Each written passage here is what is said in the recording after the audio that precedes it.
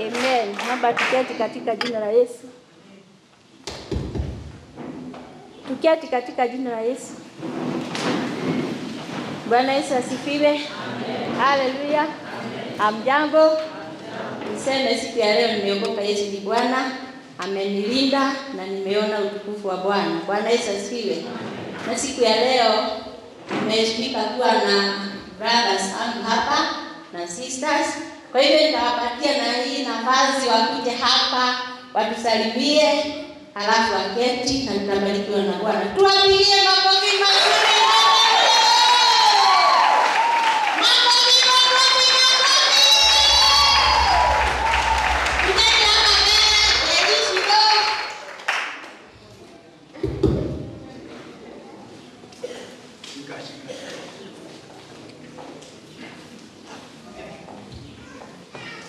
Bwana Yesu asifiwe. Amen. Bwana Yesu asifiwe. Amen. Sasa mbele hiyo kwa hewa. Sema nimefurahi siku ya leo kutembelea nyumba ya Bwana. Nimefurahi kuona vile mnashirikiana na muendelee na moyo hiyo. Naitwa Patrick Kimani, Esther sister yangu.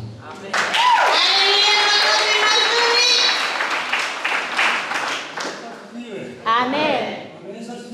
Amen. Amen.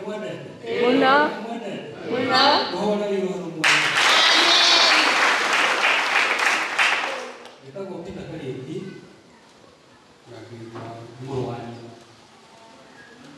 Nice.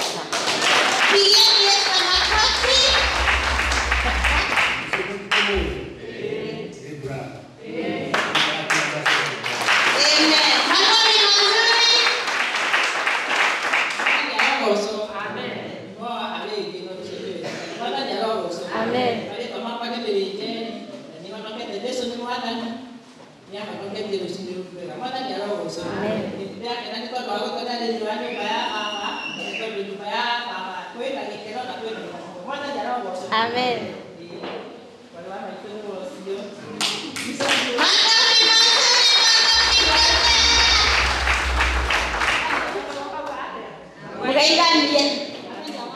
Amen. Amen.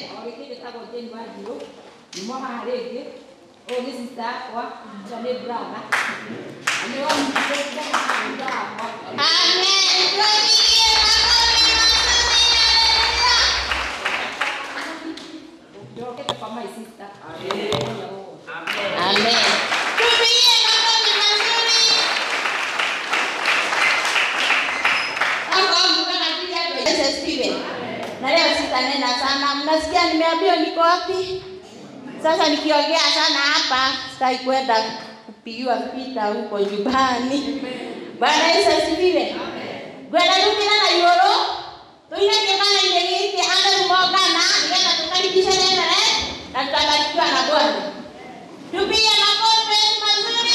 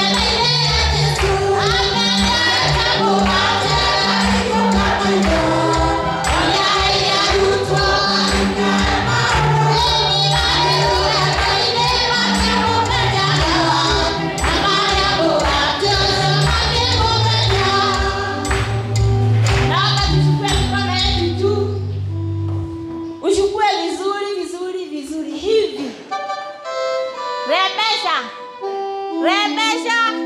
Rebesha vizuri. Turebesha. Tuangushe. Karibu.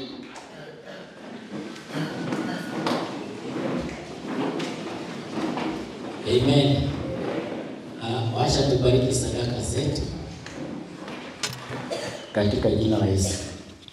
Mfalme mwema na Bwana mtakatifu wa mbinguni, tunaliinua jina lako na tunakushukuru kutoka kilindini cha mioyo yetu. Utubariki siku ya leo, tumekusanyika hapa tukakuletea sadaka zetu, tukakutolea roho zetu, tukakutolea hata nguvu yetu. Tunakusihi uipokee katika jina takatifu la Yesu. Ubariki hao wote ambao wamekuletea sadaka zao, maribuko, fungu zao za 10, shukrani zao na hata dhabihu zao. Pokea ewe Mungu mtakatifu wa Abrahamu, Isaka na Yakobo. Upate kuwabariki katika kazi za mikono yao, ubariki mashamba yao, ubariki biashara zao zote, ubariki ndoa na jamii zao. Na Bwana naomba kuwabariki katika kimawazo, ukawafungulie milango ya kufaulu tu sana. Na ninakuomba kama kuna vita imeinuliwa juu ya maisha yao na adui, upate kuwapigania na kuwapatia ushindi. Tunaomba kama aliye mgonjwa na amekutolea Bwana sadaka zake, ukamrehemu, ukamponye katika jina la Yesu. Wasikose kupata pesa ya matumizi yao, wasikose pesa nyingi ya kuweka akiba. Uwabariki Bwana na ukarimu wako wote. Tunaomba Bwana gharama zao zijae, na siku watakuwa kihitaji wasisukuke, lakini Bwana ukawakumbuke. Katika jina la Yesu tumebariki sadaka zetu. Tunaweza keti chini na mkaribisha mwenzako, mwambie karibu katika ibada.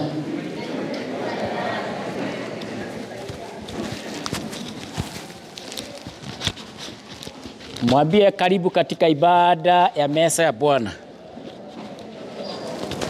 Amen. Na mwambie amebarikiwa.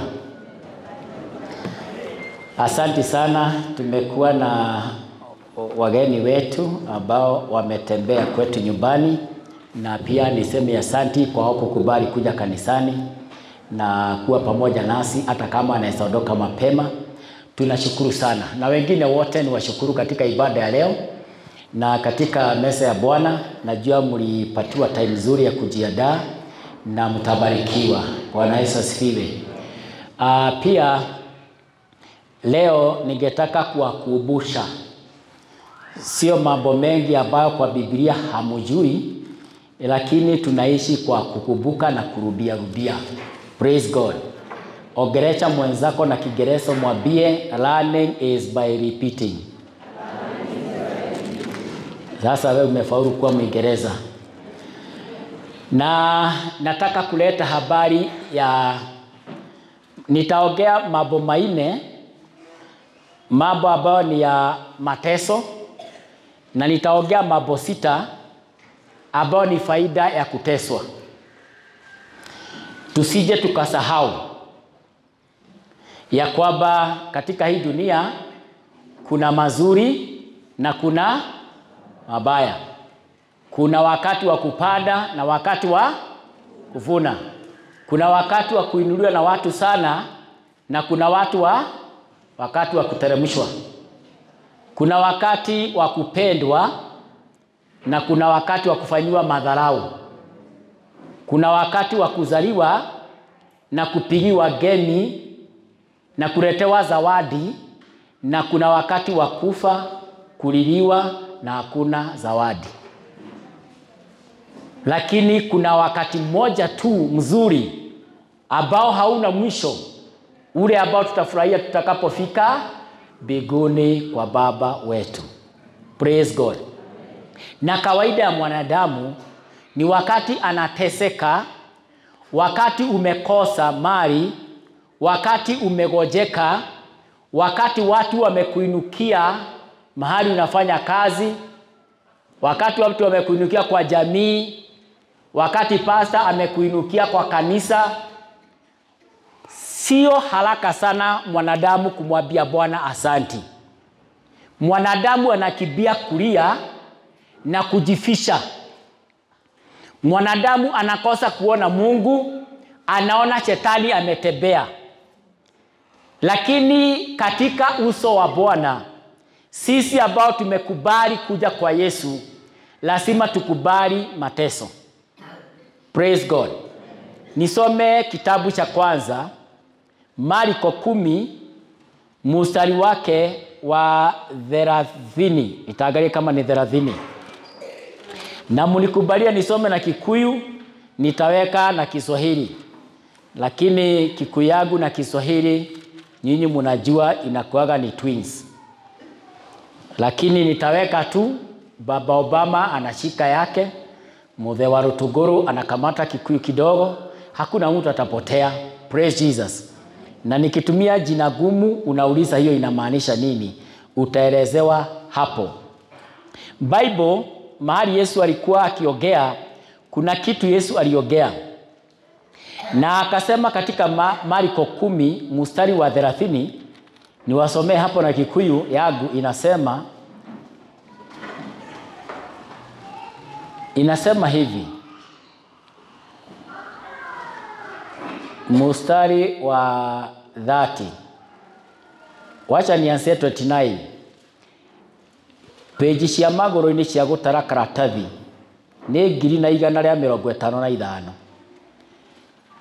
Kirikaniro gia Kikuyu Bible Society hii 29 ni roiga atiriri, nake Jesu akiuga, ngomwira atiri nama, gutire mundu utigite nyumba kana agatiga ariu a nyina kana ari a nyina kana nyina kana ithe kana ciana kana ithaka ni undu wakwa na tondu wa uhoro uria mwega.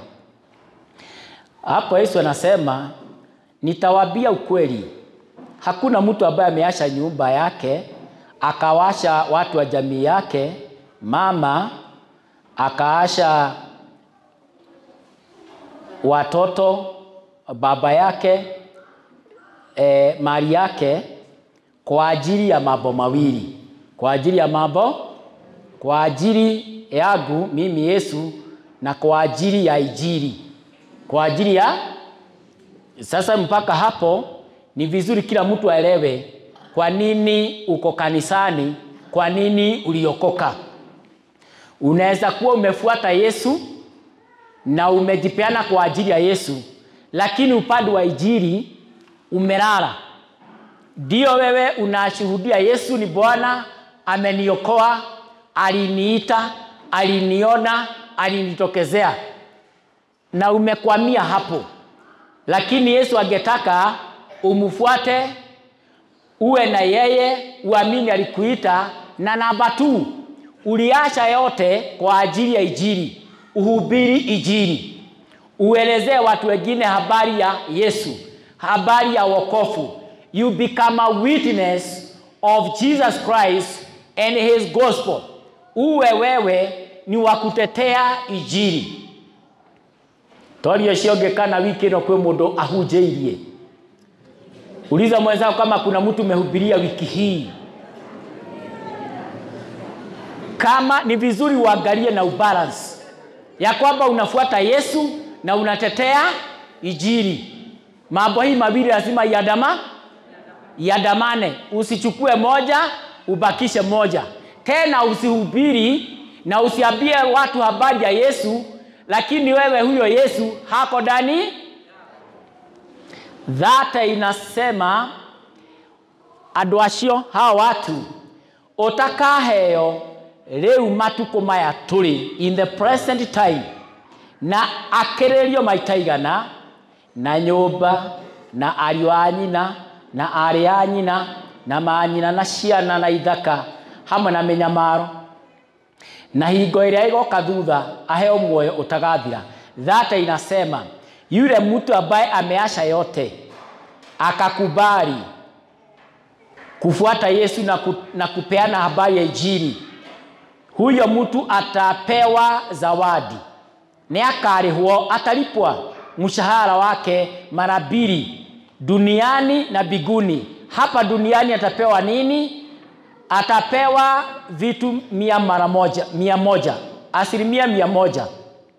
Atabarikiwa na manyumba mingi, atapewa wamama wengi, mama yao wengi, na watu wa jamii. Jamii yako itakuwa kubwa kubwa na mambo na mali, na ukipewa hiyo yote pia utapata mateso. Hamwe na minyamaro. Kiingereza kinasema together with the persecution. Na baada ya hiyo utapewa uhai usio na mwisho, uhai wa milele. Praise God. Ni kumaanisha wakati umeokoka na umekuja kwa Yesu, mateso sio surprise.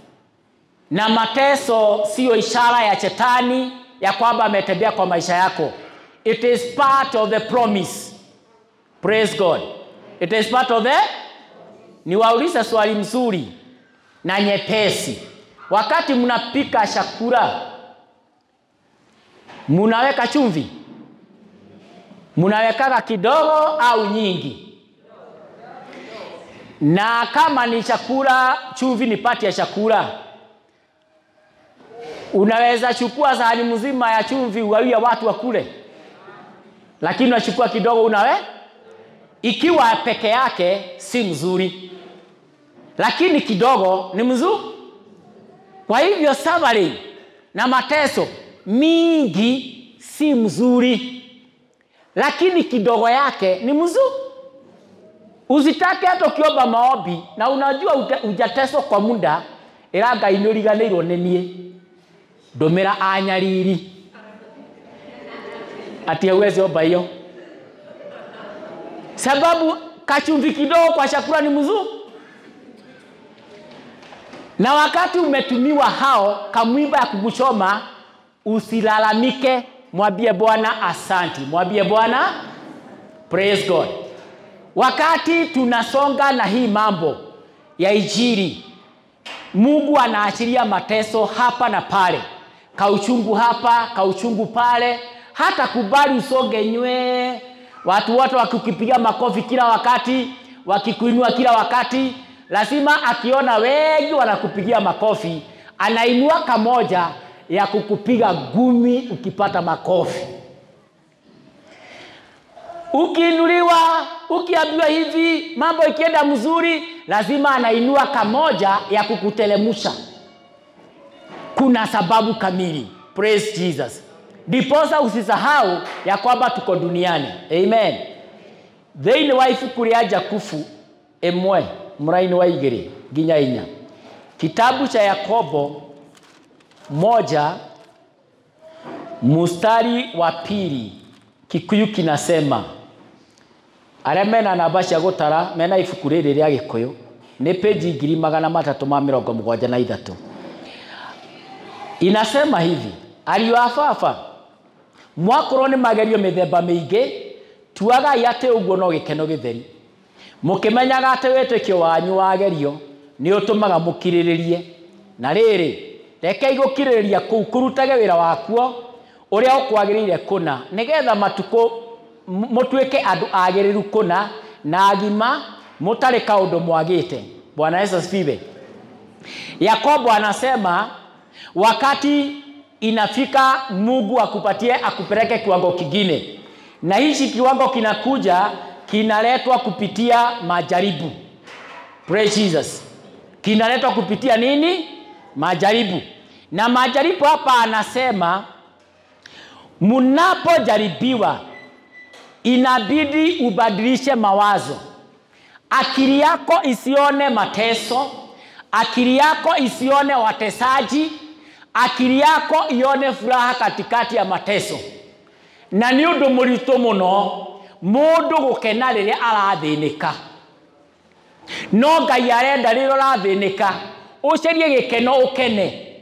Jakubu anasema ukijaribiwa na majaribu aina mingi, diverse trials aina mingi, pande hii unaambiwa wewe ni mrogi, upande mwingine unaambiwa wewe ni mwizi, upande mwingine unaambiwa wewe unafanya hii na hii na hii.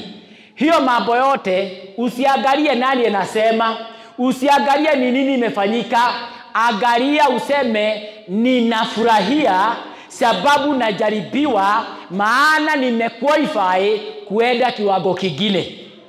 Majaribu aina mbalimbali ni sign ya kusema Mungu amekuteua, amekuona unafaa uende kiwango kingine. Kiwango gani? Number 1.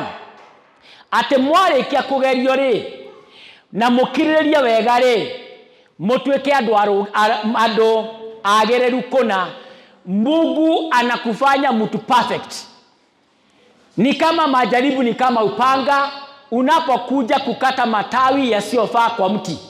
Na mti wowote ukikatwa matawi huwa unanyoroka, unasonga juu, unakuwa wa maana. Praise God. Mchungwa ukifanyiwa pruning, ukikatakatwa hivi, ukatwe matawi yasiyofaa, unasaa mazao mengi sana, na vitu ambazo zinajificha pale ndani, taume na idoige, hasipati nafasi. Na Yesu hapa Biblia inasema majaribu ni kama kaupanga, kanatuondoa ile kitu baya ndani yetu. Kama kuna katabia sio mzuri, kanatoka, kanakatwa, kanaanguka. Na namba 2, mutweke ando agima, mutare kaondo mwagete, muwe watu wamekomaa. Bwana Yesu asifiwe. Ni kumaanisha malaika ambao tumepatiwa watu angalie, wakiona uko na utoto, umekataa kutoka kwa utoto, unaletewa majaribu. Hiyo majaribu kiweza unagimara, unakuwa mtu amekomaa. Praise God. Na mnajua mtu akikomaa anaheshimika.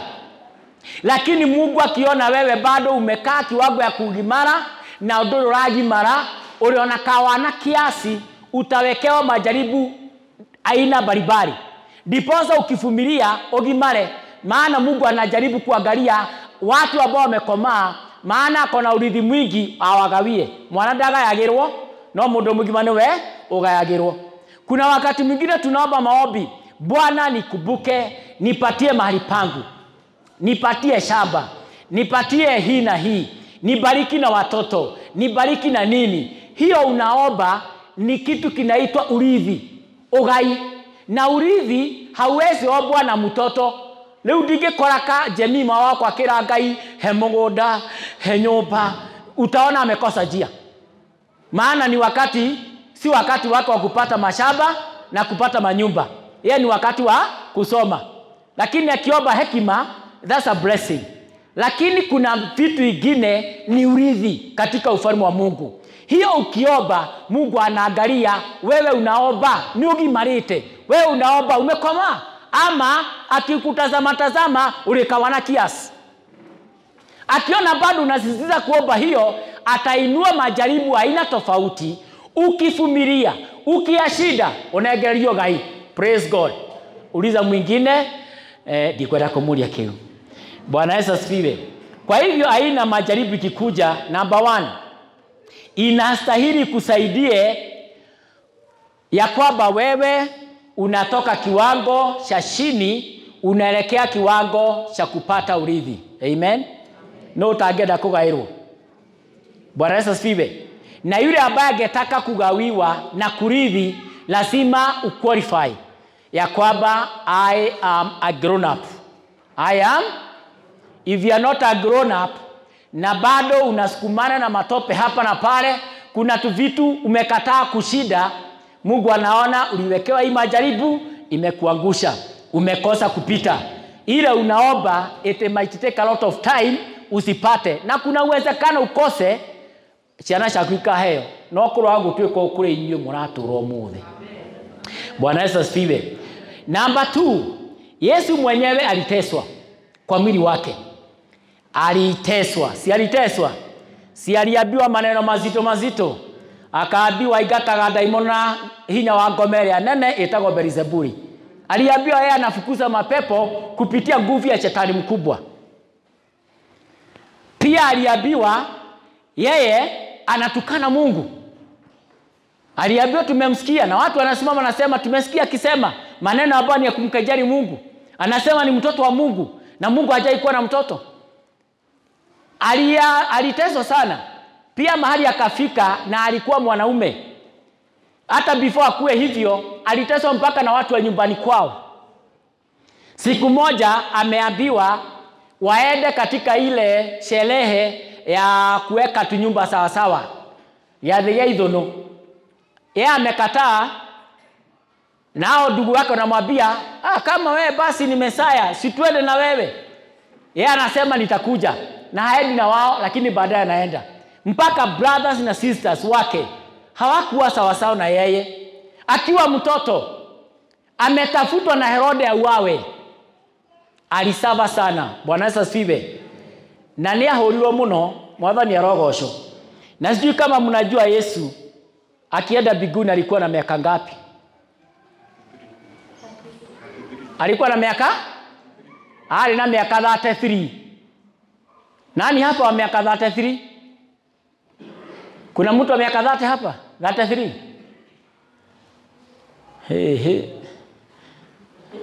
Matino komuthi. Akiwa na miaka 33, Yesu miaka yake ile alikuwa hapa duniani akiteswa na watu kijijini na mitaani, ilikuwa miaka 30. Miaka kuanzia the first day Yesu alianza kuteswa akiwa mtoto, kuzaliwa. The same night alizaliwa. Kwanza alitesekea mahali alizaliwa. Baridi kali, sauti ambazo si za wanadamu. Mtoto akizaliwa mahali kuna masauti ya ng'ombe. Si mnajua anaweza kuwa na sauti ya ng'ombe mahali. Na nikesha na icharaga thibitari. Ciarĩ la kigwa gĩa andũ mararia kũ. Ũrocerera gĩthaka kwĩna handũ hena ntano guguo. Stana ukilea kwanza ukiwa pamoja na hao watapokea hiyo tabia.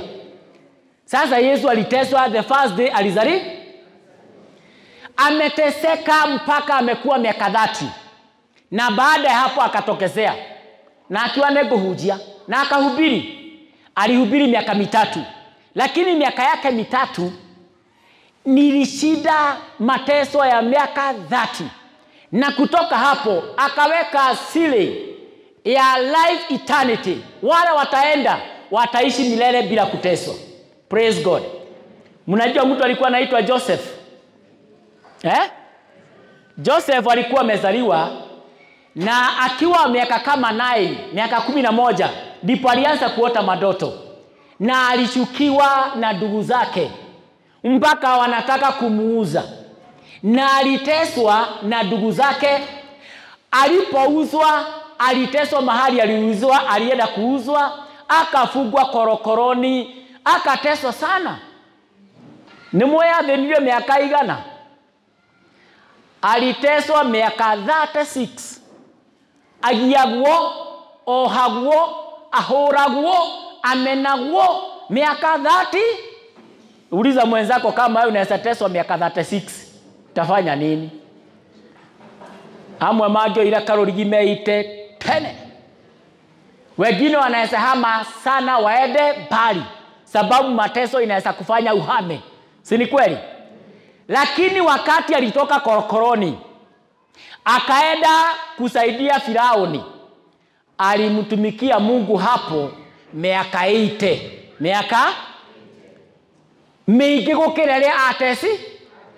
Kwa hivyo mateso inaweza kuwa ya muda mdogo, lakini mafuno iwe ya miaka michache. Ama uteso miaka midogo, mafuno miaka mingi. Lakini mafuno hata kama ni ya miaka michache, inasidi ile mateso uliteswa miaka yote.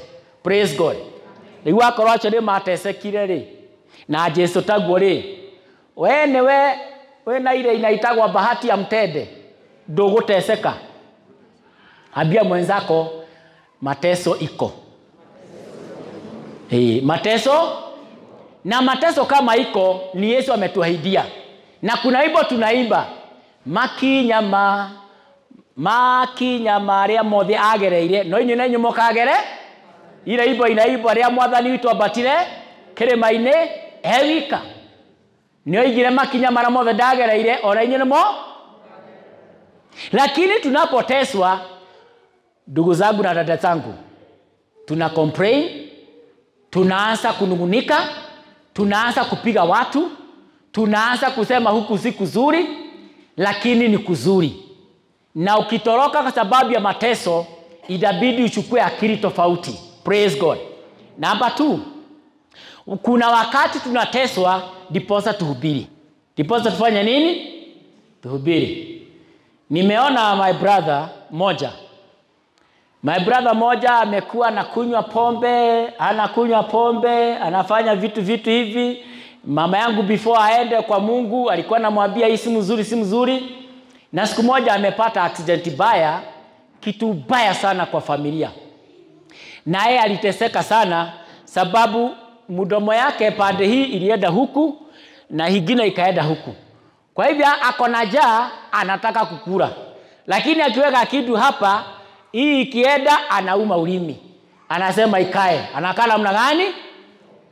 Siku ile Mungu amemhurumia. Amepelekwa theater, ameshijwa, amerudishwa hiyo joo. Alipotoka after 12 hours ya operation, alipewa mukimo. Alikula. Alisema hapo, Ngai ni wa watu maadie na nini ngũgũtũrĩra. Na kutoka siku hii amekuwa mzee wa kanisa. Kumbe kuna mateso inaonekana Mungu anakuita hauitiki. Anakuambia fanya hivi, haufanyi. Anasema na wewe unakuwa tu kichwa ngumu. Kama vile Nyaye alisema Mwafrika ni kichwa ngumu. Na wewe unakuwa kwa kingdom ya Mungu ni kichwa. Unaonyeshwa hivi, unakataa. Unaonyeshwa hivi, unakataa. Mungu ako na mbinu ya kukukamata. Mimi naomba usikamatwe kimateso. Kuja mbele before mateso. Muamini Mungu before uteswe.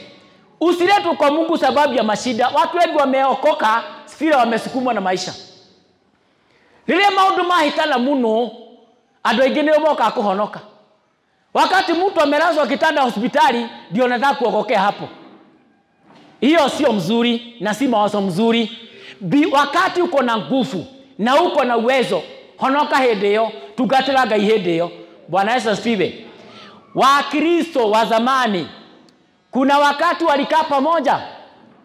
Wakakaa pamoja akasema let us stay together. Sababu tukiwa pamoja tutamshinda adui. Lakini Mungu akaona hawa wameanza kujiunga pamoja na mare hamwe, kila mmoja wao anajua injili. Lakini wale hawajui injili wako bali. Alituma mateso kwa watume. Aruto na Kristiano ni mathĩnirio muno, na wakati waliteswa walianza kukimbia. Mwingine anakimbia Isiolo, mwingine anaenda Mombasa, mwingine anaenda Kakamega. Mahali walianza kanisa hapo. Praise God. Kuna wakati Mungu anaweza ona uko na kipawa, amekuita, lakini umekatalia hapa Mahigamero. Uinukiwe vizuri, na mahali utafikiria utapotea, ukuga nguthie kule utari mundu ona mwakanitha njoi. Mungu aseme haleluya. Alaika mahure makofi, umeamua. Uthie pio ukute mahali injili haijafika. Wakinya wigwa mwito wako huu, Ngai oige ni hĩndĩ wekorea nyendaga. Ni mateso imekupeleka wapi? Na sasa kama kuna watu walikuja sehemu hii sababu waliteswa na umekataa kuhubiri na kushare gospel, anza mapema before mateso ingine ikuje. Atejeje githomo. Mudirekendekeria haha mwana ũyũ ũngĩ. Bwana Yesu asifiwe.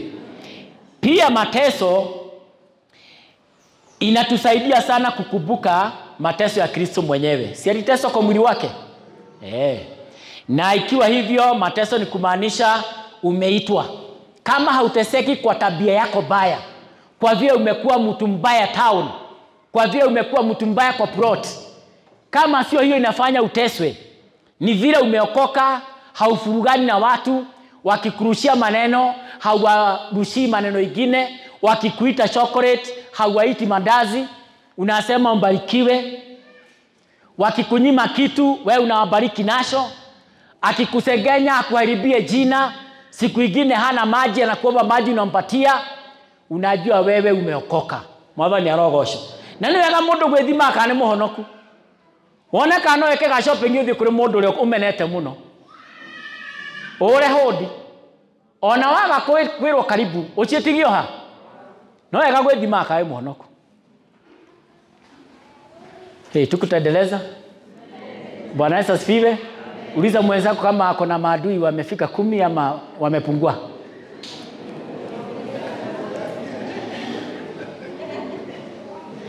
Si Bible inasema fafadaho ya adui yako ndigakue. Waishi siku nyingi wajionee macho kwa macho ulikinibali. Na bona tunasema kama magi kuite. Ni wega anga wirago metha yarago haria uthuine watho ati kuna meza umeniandalia mbele ya uso wa maadu. Nani hataki kuandaliwa meza? Lakini maadui wanakuja kukufariji ama kukutesa.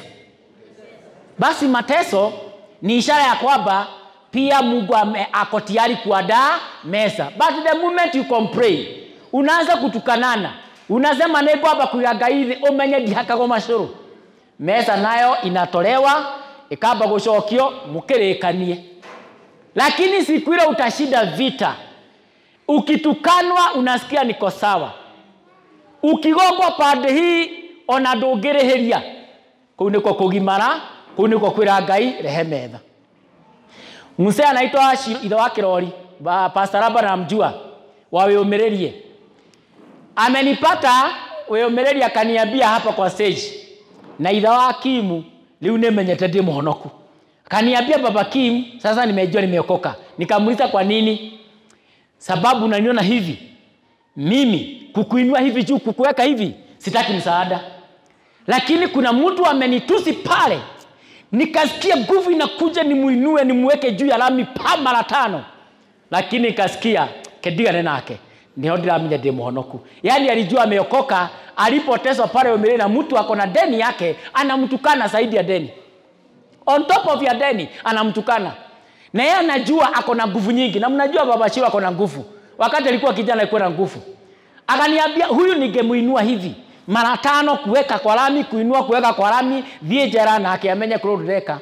Lakini nisikia niko na Mungu mwingi, nikajua nimeokoka. Na nikamwambia na kweli umeokoka? Tolio shoge uhana hata wewe. Bwana Yesu asifiwe. Bible inasema kuna mazuri wakati unavumilia mateso. Wakati Yusufu alivumilia mateso, mwishowe alikuwa mfalme. Ni kweli ama si kweli? Wakati Yesu amevumilia mateso, amenunua kanisa. Praise God. Kuna watu wamevumilia mateso, saa hii wanavuna. Praise Jesus. Kuna watu hawavumilii mateso.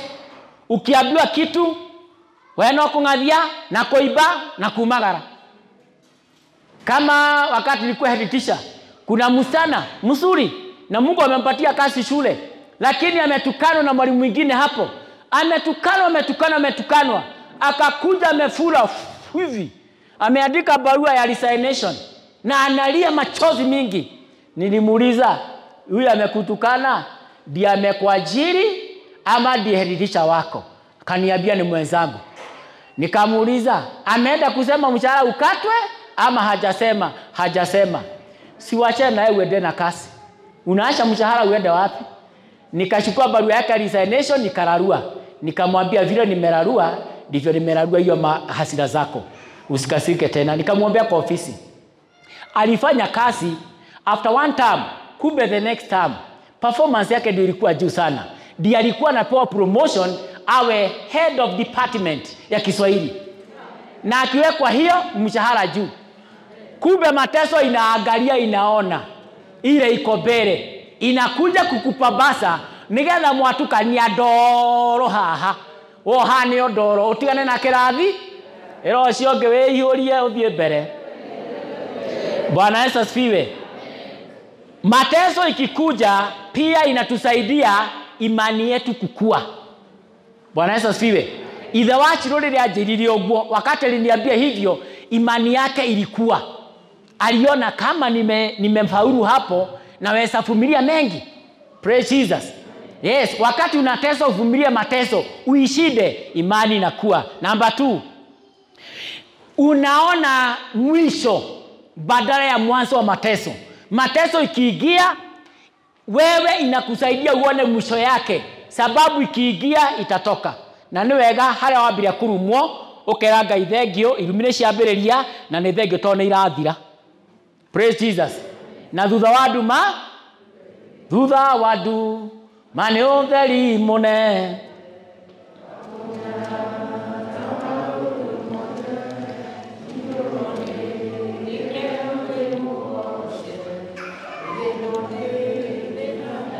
Si mnamjua Petro? Petro walishikwa, wakapigwa viboko, wakapelekwa mbele ya wazee, na walikuwa wamepigwa viboko na ni mtu ako na bibi na watoto. Leo tugire kiruhi haha ri njire Chege rehe kiboko na ni ararite wega wiki yothe ndarehingite. Chege hura kiruhi iboko ithathatu mwaki na thutha, na Mrs. wake ako hapa, Joajoki ako hapa. Mnaonaje hapo hiyo picha? Hiyo ni mateso rahisi. Petro alifanywa hivyo. Lakini walipokuwa wamemaliziwa, walisimama wakasema, ni heri tufuate binadamu ama tufuate Mungu. Na wamepigwa. Wakasema sisi tutaongea injili ya yule aliyetuita. Bwana Yesu asifiwe. Lakini mnaona kiroho yakiendelea kuwa chairman wa wazee hapa. Itabidi neema kubwa kutoka mbinguni. Anaweza sema hiyo kanisa tulirikaniria kwa DCI Hassan Abdul Mwalitu wa Shiroyo. Sababu ameonyeshwa madharau. Lakini mateso yetu inastahili itutie boldness ama uchujaa wa kuhubiri injili. Nigetho komageria andu arĩa gukamera icio wirĩtwo no nini niĩ ndekirwo ukomereria mundu omereria mundu tondu we ni wombereirie. Mwathani arogocwo. Na ya mwisho upande huo inatuonyesha kwamba tunapoteswa duniani hii tuna tumaini la milele. Amen. Ulio shoge kaa kule kido wanyita. Muulize kama kuna kitu umekamata. Niingie niwaongoze katika meza ya Bwana. Tuingie katika kitabu cha Wakorintho wa kwanza. Nisome maneno kidogo hapo, alafu tusherekee meza ya Bwana tuende nyumbani. Ifuku ya Korintho wa mbere 10. Bible inasema hivi. Mstari wake wa 21 peke yake. Alafu niruke hapo mbele. Inasema hivi, 1 Corinthians chapter number 10 verse 21 inasema, mutingihota kunywira gikombe kia Mwathani ona munywira gikombe kia daimono cieri, na mutingihota kuria irio cia metha ya Mwathani ona cia metha ya daimono. Inasema hamwezi kukunywa kikombe cha damu ya Kristo na pia mkunywe kikombe cha mapepo. Hamwezi kula chakula cha meza ya Bwana na pia mule meza ya mapepo. Haitawezekana. Inasema hauwezi kula meza ya Bwana, baada ya hapa unakimbia kuambia mtu soma mkono uniambia kama niko na monyaka ama dile.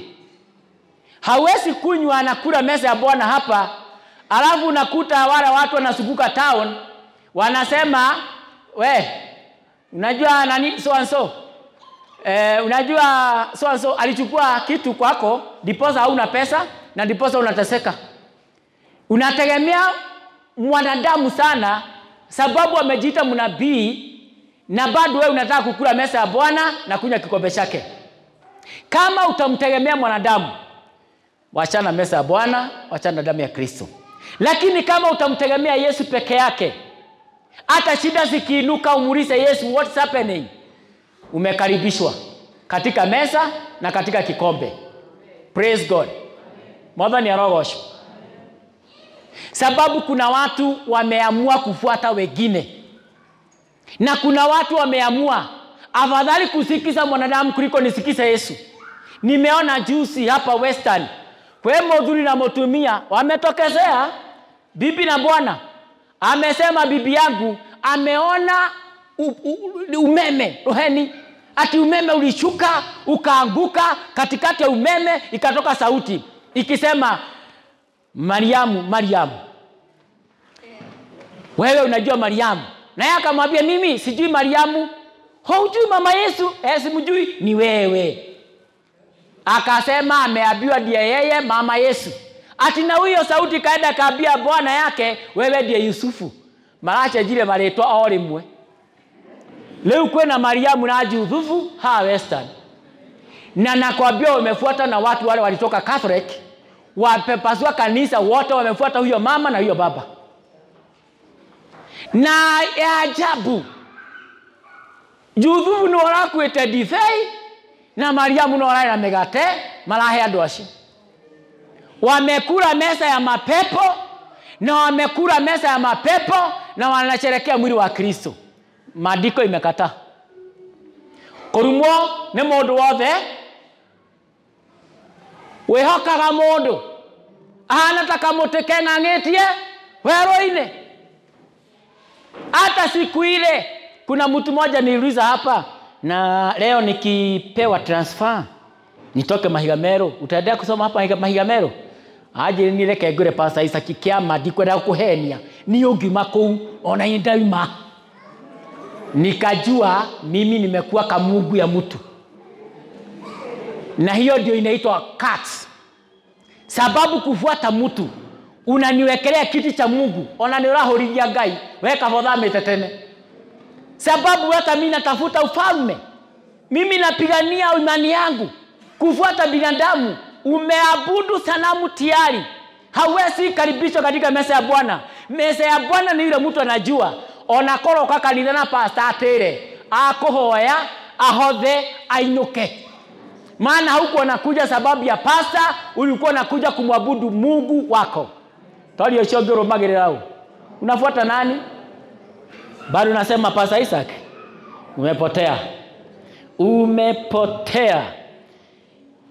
Hawezi kula meza ya Bwana na meza ya Shetani. Next chapter 11 23 26. Akorintho ucio wa mbere 11 muraini wa 20 wa 20k wa 20 wa 26 inasema hivi: ni gukorwo riria riothe mukuria mugate ucio na mukanyura gikombe kiu ri ni kumbura mukumbura uhoro wa gukwa kwa Mwathani o nginya hindi ria agoka. Tondu wa uguo ri mundu o wothe ukuria mugate ucio kana ukunyura gikombe kiu kia Mwathani uria gutagiriire no atuike ni kwiya ehete mwili wa Mwathani ona thakame yake, ya kwamba wakati wote mtakuwa mkikula mkate na kunywa kikombe cha divai mnakumbuka na kukiri ya kwamba Yesu alikufa na kufufuka mpaka atakaporudi. Na kwa hivyo yeyote atakayekula mwili na kunywa kikombe cha Bwana na njia isiyofaa anafanya dhambi ama anauasi mwili wa Kristo na damu yake. Mundu ni abage gwitwiria wega amenya uria atarie, na mtu ajichunguze vizuri ajue jinsi alivyo, na arikia gwika uguo ri are mugate ucio na nywe ikombe kiu ajichunguze afanya nini.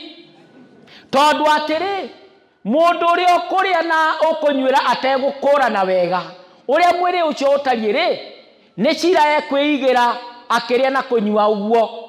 Oro ucio niguo tumaga andu aingi anyu makorago mamochete na magaikara matamarwarite, ningi aria makomete tia nini. Bwana Yesu asifiwe.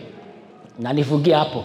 Inasema na kila mtu ajichunguze. Na kila mtu, mimi najua hapa nikisema kila mtu ambaye ameokoka mkono juu mtaweka, si ndio? Lakini mimi sielewi sana wewe, lakini hakika mbele ya Bwana wewe ukijichunguza unajua na ne manodo igadebono kuno kai nedegativyo. Nimeokoka lakini nina kasoro. Kila mtu anajijua. Na ni vizuri ujijue. Na uwezi jijaganya. Ni kweli ama si kweli? Na mbele ya Bwana Mungu anataka mtu wazi. Anataka mtu wazi. Bible iko gathini wa mashakaya. Iturura igoro cianyu mwageni roho zenu mbele ya meza ya Bwana aitafakari, aichunguze, aondoe mabaya, abakishe mazuri, na ile imepungua mazuri aongeze. Uliza mwenzako, umejichunguza? Ni vizuri kujichunguza, na kujichunguza ni uangalie mara ngapi nimeasi Mungu. Ni maita maigana ajali ya gai.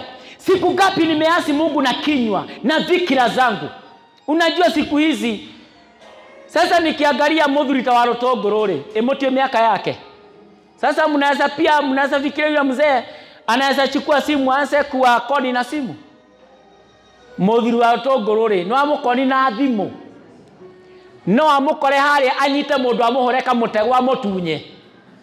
Miaka yake imepita. Si ndio? Wale wetu kwa hapa wengi sio wetu wanaweza fuja nyumba ya mtu hapa. Hakuna. Ni dige imagine purity wa moyo mukami. Atende wanafujira nyumba haha ugogo kwa nyina munene. Huyu hata kufuja nyumba hata hajui kuchika nyundo hawezi. Dhambi hizo nyingi hizo tumeshida. Tumefanya nini? Ona leo twagetie gucambania, ti andu ingi maracambania. Andu maragio horo wama. Lakini kuna dhambi imeremea watu ya huku. Kuchinda mawazo mabaya, kuchinda mawazo huku ndani na huku ngoro-ini. Hii kuna mambo kuna andu mathuraga mundu ngoro-ini. Amekudhalau, lakini akikupata namna hiyo. Lakini kwa moyo ako bali. Kuna dhambi ambayo tunataka tuishinde. Ndipo Bible inasema jichunguze. Jichunguze. Angalia kama mienendo yako ni mibaya. Kama ni mibaya, Mwathani arakwira tubu. Fanya nini? Ndarakwira ndukari. Haujakosa kukaribishwa, lakini amekwambia tubu. Tubu. Ukitubu tumekukaribisha katika meza ya Bwana. Sababu hii anasema watu wengi wamekaa kama wameoza. Ando maikata mamoshete. Unaangalia mtu kweli anakula, lakini kuna magonjwa. Hata ikipelekwa laboratory haionekani, lakini ni mgonjwa. Kama ni Mkristo, ni agene kwamba kurio ni urite metha ya Mwathani. Angekwira hela tiga guthirabu. Wacha na hospitali. Piga magoti tubu. Na wengi wamelala, wamekufa kifo cha mwili. Ni ile dhabibu iko hapa, sakramenti ni ile tumenunua, tunaenda tu kushukuru na kuitakasa. Lakini ile nguvu iko hapa by faith is too much. Na ile nakula kwa imani, ona we murwaru ni ukohona. Praise God. Hata kama umeinukiwa na nguvu imekuishia, nguvu utapokea by faith.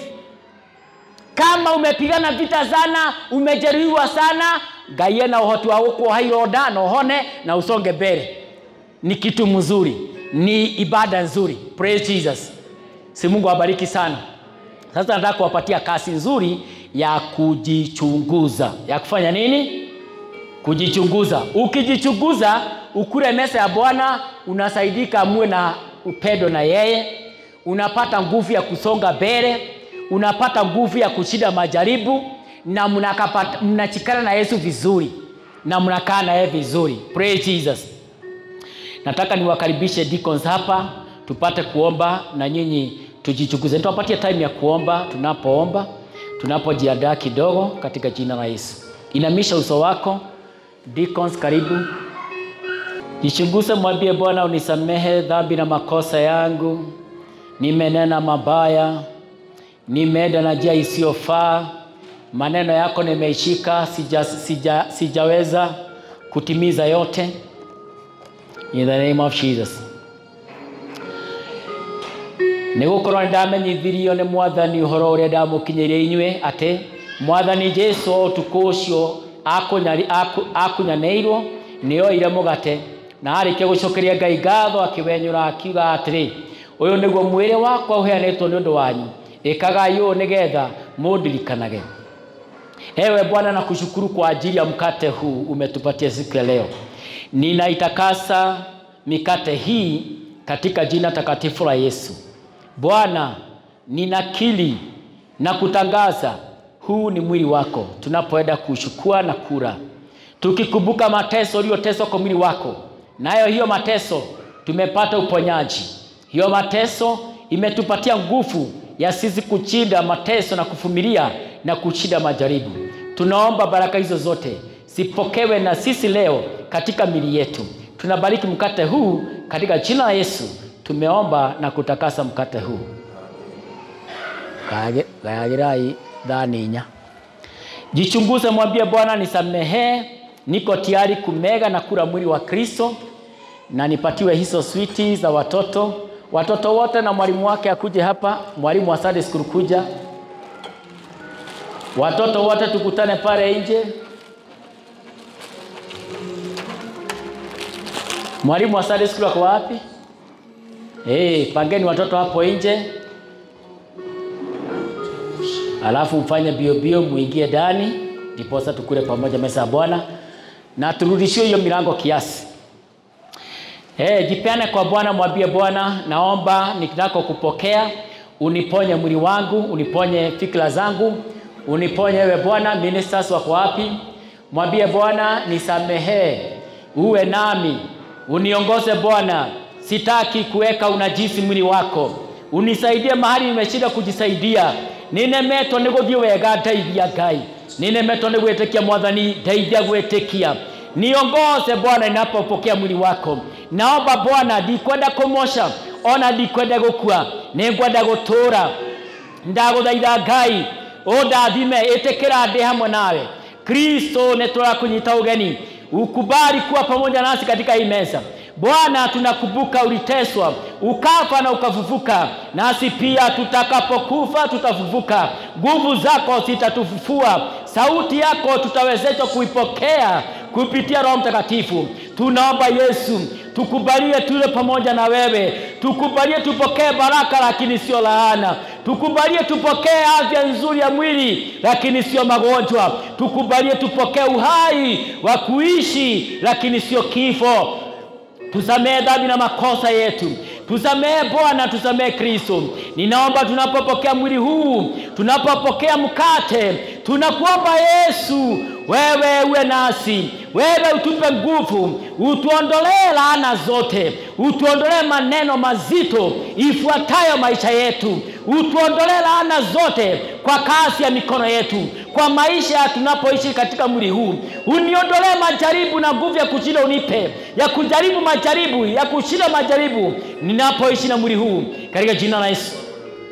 Twakupa sifa Bwana, in the name of Jesus. Tusimame juu tupate kupokea mkate. Ukipoa mkate shika, tutakula pamoja. Deacons na ministers chukweni sahani. Mimi naomba uwapatie kwa sahani. Kama hana sahani patie kwa nini, kwa tray moja. Kuna katray. Ama hizi ni nne. Kuna sahani nyingine? Iko, leta. Aweke hiyo hapo. Ile itabaki mtafanya nini? Chukua hiyo.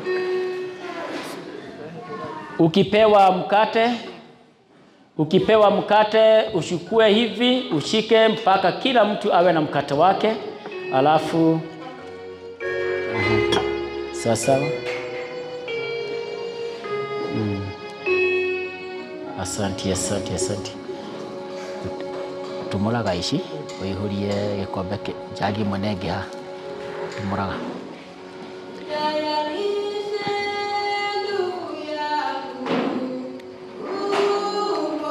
ke amokozi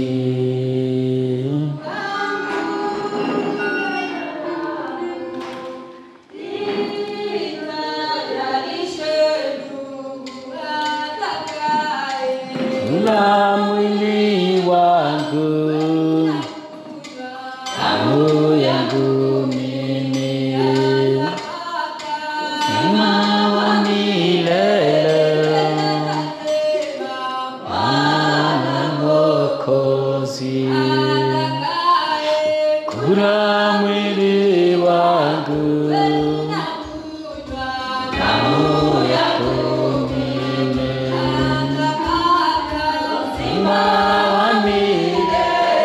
Bwana Kimani,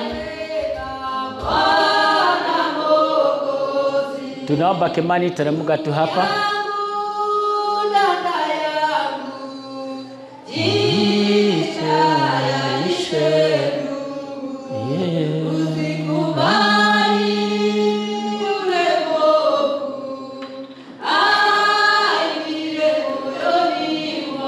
Iendelea kumwambia Bwana, ninakukaribisha kwa maisha yangu.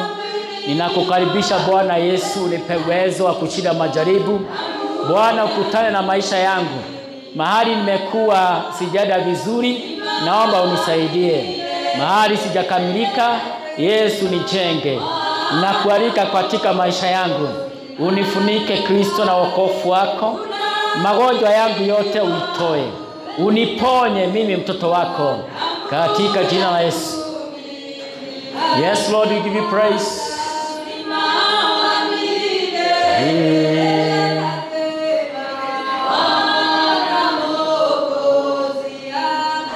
Patia Kimani. Hizo zimebaki, siweke zote hapa ndani. Nitakuta uzima wa milele. Bwana Mwokozi, kura mwili wangu.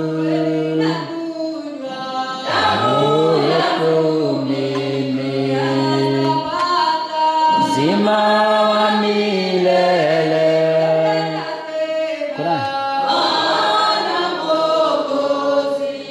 Amen. Ewe Bwana wetu, tunakukaribisha tena. Hatuwezi bila wewe. Hatuenendi na njia nzuri bila msaada wako.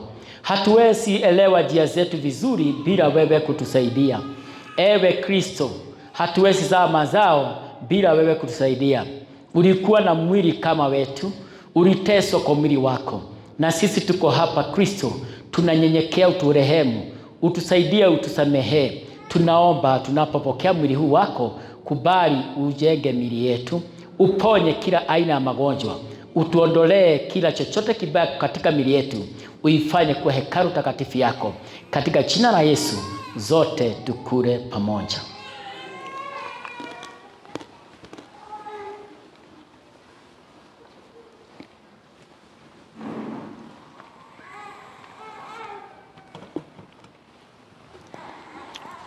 Nige audu umwe irio ciarikia kurio akioya gikombe akiuga atiri, gikombe giki nikio gia kirikaniro kiria kieru thiini wa thakame yakwa, ikagai o hindi ciothe riria muri kinyuanagira nigetha mundirikanage. We Ngai, nitwagucokeria ngatho, tunasema ni asanti, twakupa shukrani. Umetupatia divai siku ya leo, nimeitakasa, nimeibariki katika jina la Yesu. Iwe ni damu yako iliyomwagwa kwa mwili wako, ambao ni agano jipya. Umetupatia siku ya leo tukukumbuke. Na tukumbuke sisi ni watoto wa agano, ya kwamba umetuahidi uzima wa milele. Tunaomba tunapopokea damu hii, isafishe damu yetu ya mwanadamu, ituondolee mawazo mabaya, isafishe na roho zetu pia.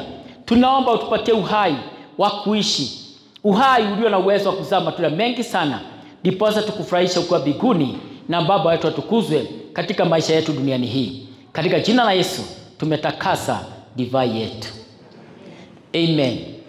Naomba umwambie Bwana akusaidie, unapokunywa damu yake upate kupokea nguvu mpya katika jina la Yesu. Upate kupokea ufunuo mpya in the name of Jesus. Mwambie Bwana pia ni asanti, amekupa nafasi nzuri ya kunywa damu yake katika jina la Yesu.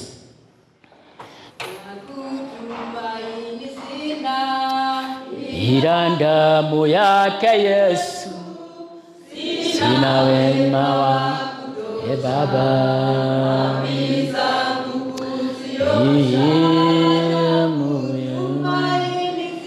Mimi na damu yake Yesu, sina wema wa. Ewe Bwana Yesu, tunaomba damu yako tunapoipokea itubariki, ituoshe, itusafisha Yesu. Hatuwezi Bwana, damu yetu haifai kutuokoa, haifai kamwe, lakini yako inafaa Yesu. Tunaomba tubariki, kubali tukunywe damu yako, ibadilishe maisha yetu. Kubali tupe nguvu nyingi ya kusonga mbele. Ponya vidonda vya roho, ponya mawazo Bwana, tuponye Bwana viungo vyetu, tuponye maisha yetu mfalme mwema, tuponye Yesu Kristo. Ewe uliyomwaga damu, na damu yako Baba itutakase, tuondolee dhambi na makosa, Tuondolee mashitaka yote ambayo tumeshitakiwa mbele ya kiti chako cha hukumu. Tuondolee Bwana hukumu zote. Tuondolee Yesu. Turehemu Kristo Bwana. Turehemu wewe Bwana Yesu. In the name of Jesus. Turehemu Bwana. Turehemu Kristo. In the name of Jesus. Wewe ni mwema. Wewe ni Mungu mwaminifu. Wewe ni Mungu mtakatifu. Wewe unaweza yote. In the name of Jesus Christ our Lord. Tubariki Bwana. Mwathani utoigwire tha Ngai witu utoigwire tha. Utumenyerere Ngai no turathime. Thĩinĩ wa rĩĩtwa rĩa Jesu. Wewe Bwana unafaa. Unaweza yote Jesus. We give you praise and all the honor. Fanya hivi. Utoa hizi. Hii ugawie vikombe vingine tu watu waine. Nina amani nikifikwa haki. Sina hofu mbele. Hawa walimu wa Sunday school maingia kujeni. Ndiye mwamba ni salama. Ndiye mwamba ni salama. Ndiye mwamba ni salama.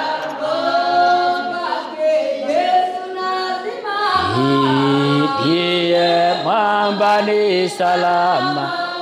Ndiye simama hapo. Ndiye mwamba ni salama. Mwathani twakuhoya tukiriania na arute ya wira aku ona marathime Kristo mwiri-ini wao na nigetha mature makumburaga ona magutungatagira thĩinĩ wa rĩĩtwa rĩa Jesu Kristo ithuothe tũrĩanĩre.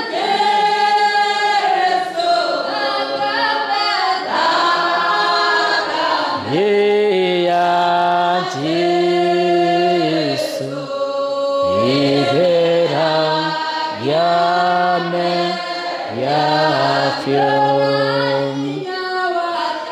inini muhatani Jesu aira tukombe tumwe haguo bwe ngetha tuone mundu ungi ukuheanira hau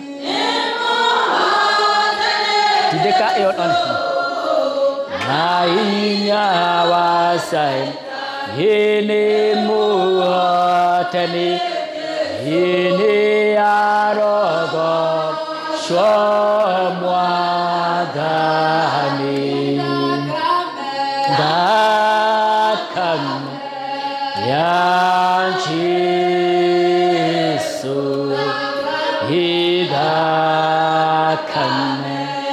ya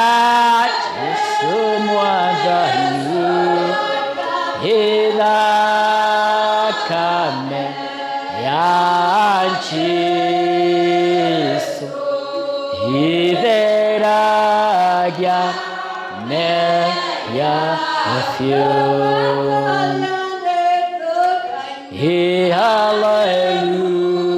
hallelujah twatoria nitukaina hallelujah Toria itukaina hallelujah arogo shomwa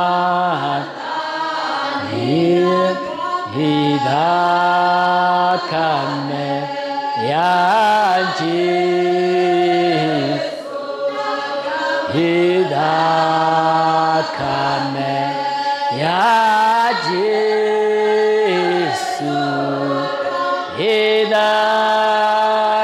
Hidakame ya Jesu hidera yame yafyo dakame ya Jesu hidakame ya Jesu Kameda Yeanji Ihuria gaka Jesse Ihuria gaka ongerera ka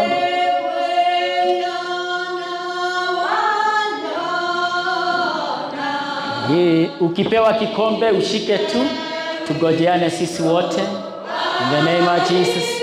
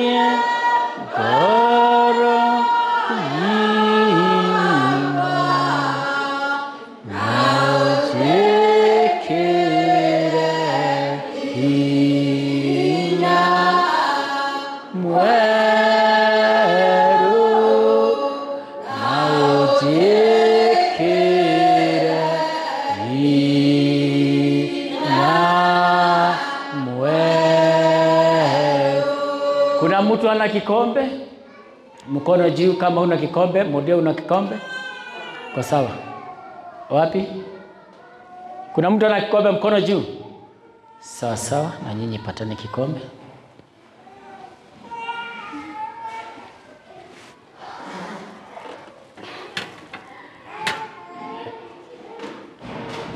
Amen. Ewe Bwana mwema, uliyetukomboa kwa kumwaga damu yako na ukatagasa dhambi zote zimekwisha. Tunaomba zile dhambi zimekwama katika miili yetu, katika fikra zetu na roho zetu. Hata hizo Bwana, tunaomba uzitoe zote, tupatikane watakatifu mbele ya uso wako. Utusaidie kushinda ile tumeshindwa. Utusaidie kupata imani na amani, tupate Baba kutetea Injili mpaka utakaporudi.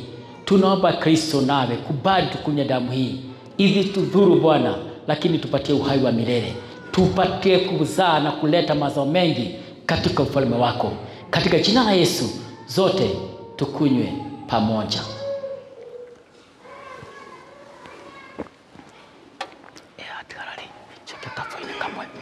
Mtusaidie kupokea vikombe. Eria mwadha nibitwa batire kere mainyare wiki net nyana umereru wakota saita naigirema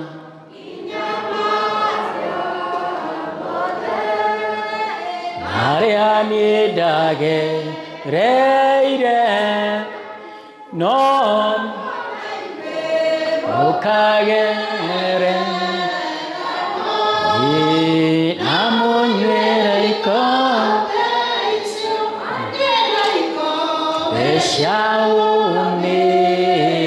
eshaunireru isiani danyere Nesiarugo Nigenesia Namaidori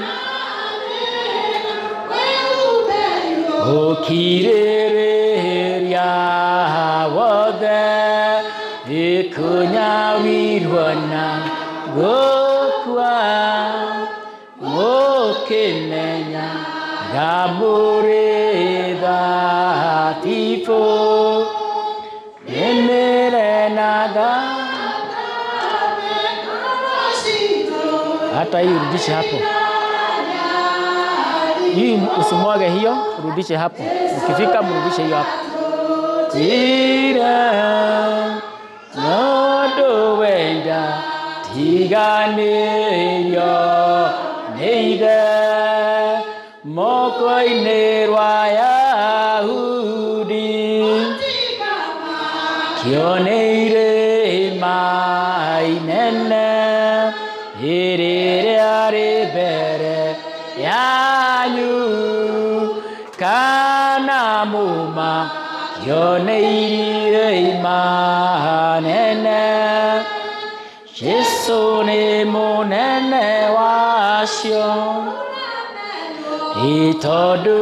itodumuria gendi natotiria mushukani natotiria kirathimo yake Jesu netware matwi emotikama kioneiria nene yurire arembere ya inua mkono wako juu kioneire manene Jesu ni munene wa turamenwo toduturia gendi inatutu heni nyo kiravimo yake kaivitwarem. Abia Bwana ni asanti, umepata nafasi nzuri ya kunywa damu yake. Naomba Obama alete hapa, kama yuko hapa tupatie baraka maombi. Obama yuko? Baba Obama yuko? Tuletewe huyo na wazee wawili ama mmoja. Yes, Abia Bwana asanti kwa wema na utukufu. Pia nataka ufanye sadaka ya maombi wetu katika jina la Yesu. Bwana ako na nguvu na uwezo wa kuondoa kila aina ya laana, kila aina ya dhambi, kila nguvu ambazo upingana na watoto wa Mungu, kila nguvu na laana za kila aina, kila miungu ya kigeni, kila mganga na nguvu zake na warogi, nguvu zao zote zimeshindwa na za Yesu. We invite you Jesus in this presence. Tunakuomba Bwana Yesu, extend your hand of kindness. Extend your hand of healing. Bwana nyosha nguvu zako hapa. Upate Bwana kumponya ndugu wetu. Katika jina la Yesu. Tumemleta mbele yako Kristo Bwana. Ukamsamehe ndugu wetu. Ninamtenganisha na dhambi na makosa. Kila dhambi ambayo ameitenda, kila makosa ambayo ameifanya, nimemsamehe leo katika jina la Yesu.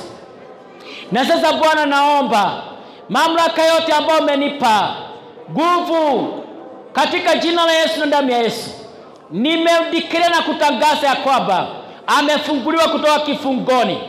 Nimemfungua kutoka kifungo cha walogi na waganga. Nimemfungua kifungoni cha waganga wote. Dhabahu yote ambayo ilifanywa akatolewa dhabihu yote Baba nimeifunja katika jina la Yesu. Maneno iliyonenwa na maisha yake, hata faulu, hata lea watoto, hata fanya kazi na mikono yake, nimepanguza na kuondoa maneno hayo yote katika maisha yake, katika mwili wake, katika roho yake, katika fikra yake, katika jina la Yesu. Bwana, mahali shetani alifuguza, akaharibu kiungo chake, akaharibu mambo yake wakati alikuwa na accident, Baba, ninakuamuru wewe shetani katika jina la Yesu, waachilia kila kiungo, release and relieve every organ in the name of Jesus. Holy Spirit, nakualika, occupy every part of this man. Take full control of his senses, of his blood, of his flesh, of his bones, of his spirit, of his soul. Take everything Occupy every part of him. In the name of Jesus. Na sasa katika jina la Yesu, upone leo na hata milele. Katika jina la Yesu, nimekutangaza mponyaji. In Jesus name. In the name of Jesus. Hona thĩinĩ wa rĩĩtwa rĩa Yesu. Na ucoke kutamera maku. Ufanye kazi yako na mikono yako. Utembee katika jina la Yesu. Ufaulu katika jina la Yesu. Nguvu na sauti za mapepo zimefika mwisho. Sauti zote zilizokuwa zinanena kinyume na wewe nimezinyamazisha leo. In the mighty name of Jesus. We declare you are healed. You are the child of kingdom. In Jesus name. Aliyebarikiwa na Mungu hakuna kumlaani. Katika jina la Baba na la Mwana na la Mtakatifu umepona. Amen, amen, amen. Mwambie Bwana asante Yesu. Mwambie Bwana asante, nimekukubali. Uniongoze siku zangu zote za maisha. Baba, bariki biashara yangu. Bariki familia yangu. Bariki jamii yangu. Bariki safari zangu. Bariki shamba zangu. Katika jina la Yesu. Ewe Bwana, naomba ukabariki watu hao wote. Waishi na nguvu za kushinda. Na Kristo utakaporudi, naomba ukawakute wote na wakaribishe katika ufalme wako. Natangaza hakuna mmoja wa hawa atakayepotea. Wote wataurithi ufalme wa milele katika jina la Yesu. Naomba wale wanaenda kwa safari, wale wanarudi kwa safari, shemeji wetu wakirudi Nairobi na kazi zingine wanafanya, wakirudi Makona kuna kwingineko, naomba neema ya safari wa juu yao. Na wale watu watakuwa na safari wiki hii, naomba neema ya safari. Baba, tunaombea taifa la Kenya, tunaomba amani. Baba, naomba machungu yanguke, naomba shukrani zijae katika moyo wa kila mmoja. Naomba kazi zote za giza, Bwana Yesu, sianze kuharibika, na kazi zote jema sianze kuinuka. Katika jina la Yesu, tunaombea wale wetu wako hospitalini, tunamuombea Grishon Maina, tunamuombea Rufus Macharia, tunamuombea Mesa Urengo, wote Bwana ukawaponye katika jina la Yesu. Na wale Bwana anaugua katika mili yao, may they be healed now in the name of Jesus. And as we pray, trusting and breathing in the name of the Father, the Son, and the Holy Spirit. And now may the grace and the love of God and the fellowship of the Holy Spirit be with us now and forevermore. Amen. Mungu